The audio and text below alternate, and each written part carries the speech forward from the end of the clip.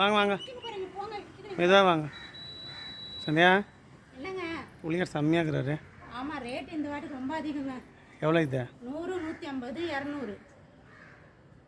நல்லா இருக்கா? ஆமாம், இப்போ நம்ம புள்ளியார் சிங்காரிச்சிட்டு அப்புறம் பார்க்கலாம் எப்படி இருக்கான்னு சொல்லிட்டு பார்க்கலாம். கண்டிப்பாக வாங்க உள்ளே போகலாம். சந்தியா விநாயகர் சதுர்த்தி சமையல்லாம் ரெடி ஆகுது போல. ஆமாம்மா, ரெடி ஆயிடுச்சு. இந்த கோழிக்கட்டை தான் பேலன்ஸ் இருக்குது. அரிசி கழுவி வச்சுருக்கேன். ஓகே, அரைச்சிட்டு கோழிக்கட்டை செய்யணும். இப்போ நான் வடை போட்டுட்ருக்கேன்.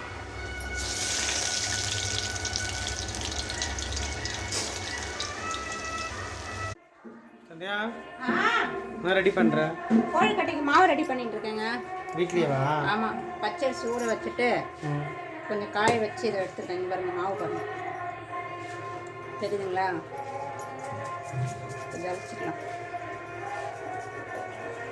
கொஞ்சமாக தான் போட்டிருக்கேன், 1/2 கிலோ தான். இப்போ நம்ம பச்சரிசி மாவு அரைச்சோம் இல்லைங்களா, மிக்சியில் போட்டு அரைச்சி நல்லா ஜலிச்சு எடுத்துட்டோம். கொஞ்சம் சுத்த நல்லா உதிரியாக பாருங்கள். இந்தமாதிரி நான் கொஞ்சம் தண்ணி கலந்துட்டு இப்போ நம்ம வந்து இதை வேக வச்சுக்க போகிறோம். இது வந்து வேக வைக்கிறது சொல்லக்கூடாது, ஆவி காட்டுறதுன்னு தான் சொல்லுவாங்க. அதே மாவு வந்துச்சா? நல்லா வந்துடுச்சு பாருங்கள். ஓகே, சூடு பூர்ணம் வைக்கிறியா? ஓகே சந்தியா சமையல் ரெடி ஆயிடுச்சா? ரெடி ஆயிடுச்சுங்க. ஓகே, இன்னைக்கு பார்த்தீங்கன்னா விநாயகர் சதுர்த்தி இல்லைங்களா, அதனால தான் இன்னைக்கு சக்கரை பொங்கல், வடை, சுண்டல், சேமியா பாயாசம், வாழைக்காய் வறுவல், முருங்கைக்காய் சாம்பார், சாதம்,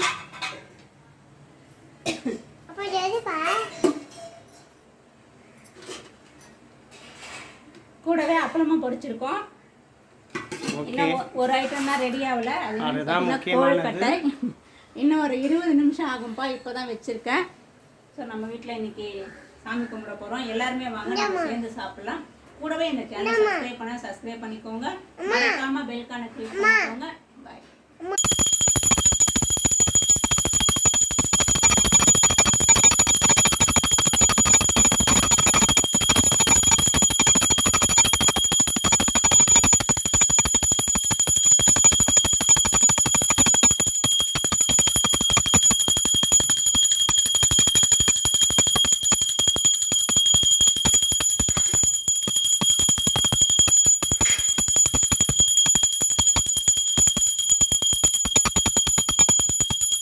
சாமி கும்பிடு, கிட்ட போய் சாமி கும்பிடு,